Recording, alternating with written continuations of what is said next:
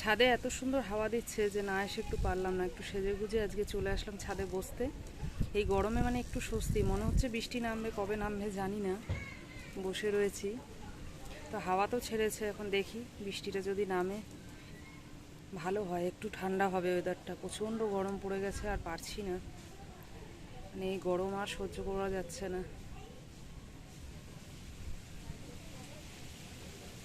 খুব সুন্দর হাওয়া দিচ্ছে দেখো, আর মেঘলাও করে আছে আকাশটা, প্রচণ্ড মেঘ জমে আছে। জানি না বৃষ্টিটা যদি নামে খুব ভালো হয়।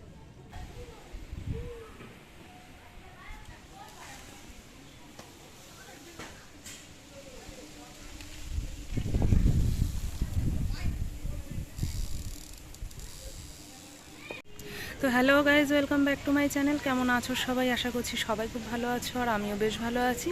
তো সবাইকে গুড ইভিনিং জানিয়ে এখন থেকে আমি আমার ব্লগটা স্টার্ট করে দিলাম। আজকেও বিকেল থেকেই ব্লগটা দেবো তোমাদের সাথে। তো চলো সঙ্গে থাকো আর দেখতে থাকো আজকের পুরো ব্লগটা।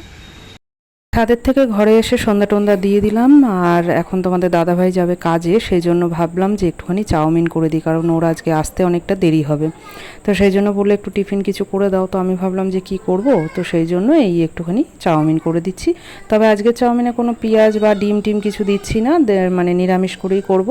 ওই গাজর বিনস একটু আলু দিয়ে নিরামিষ করে একটু চাউমিনটা করব।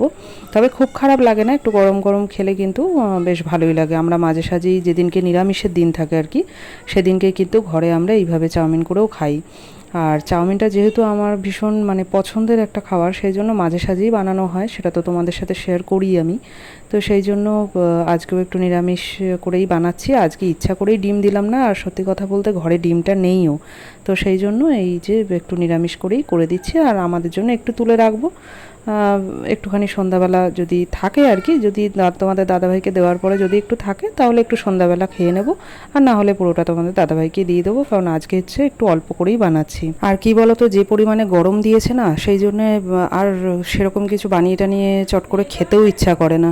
মানে ওই একটুখানি টক ডাল বা ভাত, একটু তিতর ডাল, এইসবই মনে হয় খেতে একটু ভাল লাগে। আর সারাদিন একটু জল হলে ব্যাস আর কিছু লাগে না। তো সেই জন্য আর একটু বানাইও না চট করে কিছু। আর এতদিন ধরে ওই বাড়িতে মানে মায়ের বাড়িতে থেকে আসলাম, তো যাই হোক আজকে যেহেতু ওর একটু ফিরতে দেরি হবে, সেই জন্যই একটু বানানো। আর না হলে আমরা আর কিছু খাইটাই না। সন্ধ্যাবেলা আগে তো একটু মুড়ি টুড়ি মেখে টেখে খেতাম, একটু চাউমিন বানাতাম, এটা ওটা বানাতাম, বানিয়ে খেতাম। কিন্তু এখন সত্যি কথা বলতে আর ইচ্ছাও করে না এই গরমের জন্য। তো যাই হোক, তোমাদের দাদাভাইকে টিফিন টিফিন রেডি করে দিয়ে দিলাম, ও নিয়ে চলে গেল। তারপরে এই যে ঘরে আসলাম, প্রচণ্ড গরম লাগছিল রান্নাঘরে, সেই জন্য একটুখানি ঠান্ডা জল একটু নর্মাল জলের সাথে আর কি একটু মিক্সড করে তারপরে খেলাম। আর এই যে এখন একটুখানি বিছানাগুলো গুছিয়ে নেব, নিয়ে এবার ছেলেকে একটু খাওয়াবো, কারণ 7টা বেজে গেছে। তো সেই জন্য ওকে একটুখানি খাইয়ে টাবিয়ে তারপরে হচ্ছে রাতের কি রান্না বান্না করব সেটাও একটু ভাবনা চিন্তা করব। আর রাতে এখন চট করে না রুটি টুটি খাইও না, জানো তো, এই যে এত গরম পড়েছে আর ইচ্ছাও করে না যে রুটি খাই। মনে হয় কি যে একটু গরম ভাতে জল ঢেলে খেলে মনে হয় ভালো হয়।